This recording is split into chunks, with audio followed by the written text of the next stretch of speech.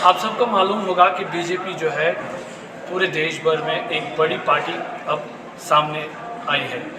आपको बता दें कि हाल ही में जो है एक अलायंस किया गया जिसका नाम इंडिया अलायंस दिया गया, जिसमें काफ़ी सारे रीजनल पार्टीज़, अगर जम्मू कश्मीर की बात करें तो जिसमें पीडीपी है, नेशनल कॉन्फ्रेंस है या जेडीयू है, आम आदमी पार्टी है, इनकी बात करें तो इन्होंने जो है एक अलायंस किया है जिसका नाम इंडिया अलायंस दिया गया है। लेकिन इस अलायंस का मकसद क्या है? इस अलायंस का मकसद ये है कि बीजेपी को किस तरह से अब जो है टक्कर दी जाए और जो है आने वाले इलेक्शंस में बिल्कुल हिस्सा लिया जाए, और उसके खिलाफ जो है एक गठजोड़ बनाया गया है। मज़ीद हमने कुछ लीडर से यहाँ पे जो है बात की, उन्होंने क्या कुछ कहा आप तक पहुँचाने की कोशिश करेंगे। आप बने रहिए यंग बाइट्स के साथ। नहीं, देखिए, जो ये बीजेपी है वो पिछले 10 सालों से एक स्ट्रांग पार्टी बन के आई है, क्योंकि उनके पीछे एक बड़ा स्ट्रांग कैडर है।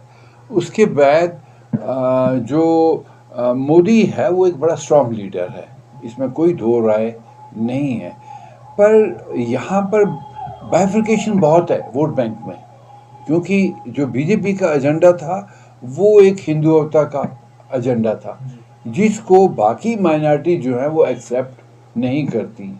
लेकिन जो पुरानी पार्टियां हिंदुस्तान की, जिन्होंने देश के लिए बहुत काम की है, जिन्होंने देश को बहुत देर रूल भी किया है, वो लोग दोबारा उन माइनॉरिटीज़ को इकट्ठा करके और एक आम हिंदुस्तानी को इकट्ठा करके वो चैलेंज देने जा रहे हैं। पर कहाँ तक कामयाब होंगे वो देखना है।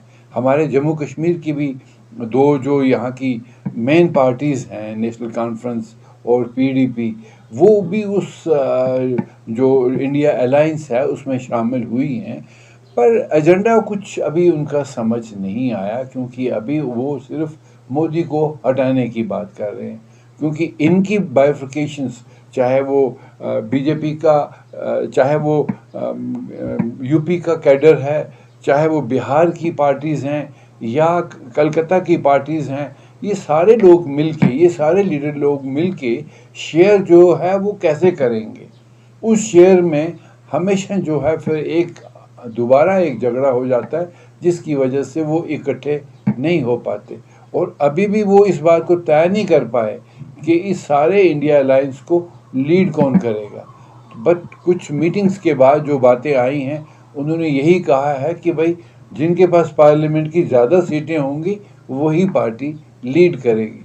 अब सवाल पैदा होगा कि भाई बाइफर्केशन ऑफ वो सीट का कौन कैसे करेंगे, उस पर भी झगड़ा होगा।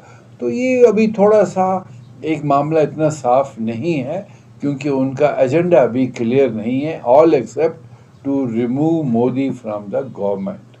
तो मुझे लगता है कि और ये सरकार भी बहुत तेज़ है, चालाक है, लीडरशिप बड़ी फास्ट है, और ये कोशिश करेंगे, मुझे लगता है जहाँ तक कि ये इलेक्शन नवंबर के एंड पर करवा देंगे।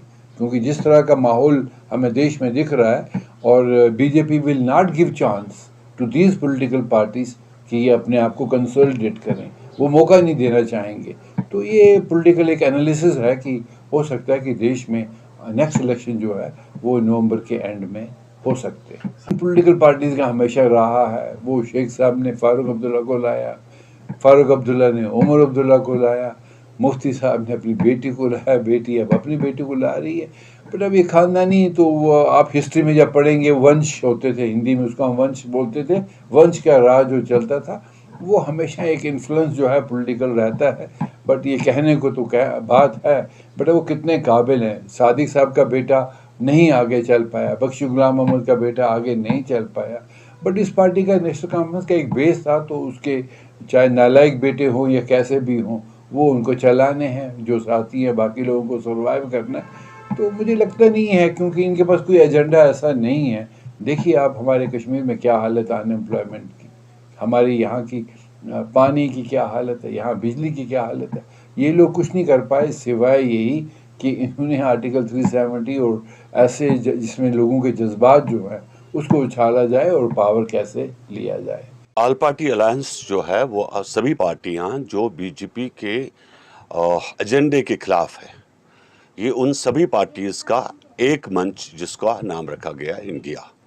और जो इलेक्शंस होंगे 2024 का, जो हम मानते हैं कि जो बीजेपी का सफाया होगा देश के अंदर, और ये सभी जो पार्टीज़ है ऑल अलायंस का, वो सभी लोग मिलजुल के इलेक्शन लड़ेंगे। और इसमें जो है कि आपका हमें जो हमारा मेन मकसद है वो भारतीय जनता पार्टी को हराना है, देश से इस सरकार को बाहर रखना है। क्योंकि अगर 2024 में गलती से बीजेपी की गवर्नमेंट बनती है तो आप याद रखिएगा, हमारे यहाँ पर हिटलर का शासन चलेगा।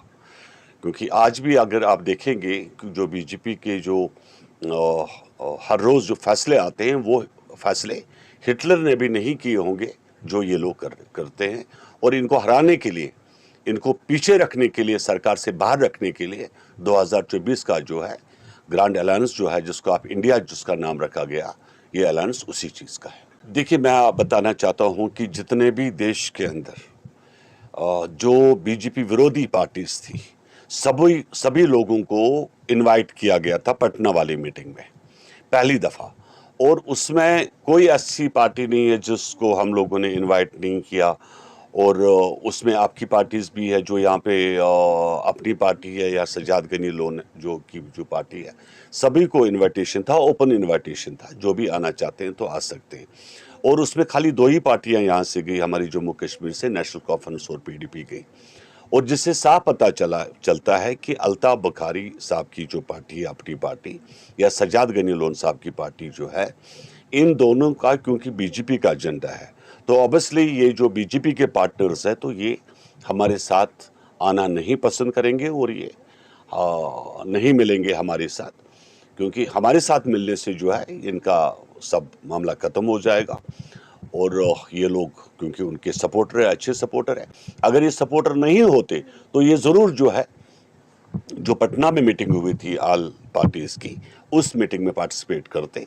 और जो एजेंडा हम लोगों ने जो अभी सभी पार्टीज़ ने तय किया मुंबई में जाकर, और जिसमें ये फैसला हुआ कि सभी पार्टी जो है एक होके बीजेपी को 2024 में पावर से बाहर रखने का जो मेन मकसद है। नहीं, देखिए, बिकॉज एक बीजेपी का जो एक पूरा मास्टर माइंड इनका एक काम करता है, एक ग्रोह काम करता है। क्योंकि ऑलमोस्ट जो भी प्राइम मिनिस्टर ऑफिस में जो इन लोगों ने रखे हैं वो सब गुजरात के हैं।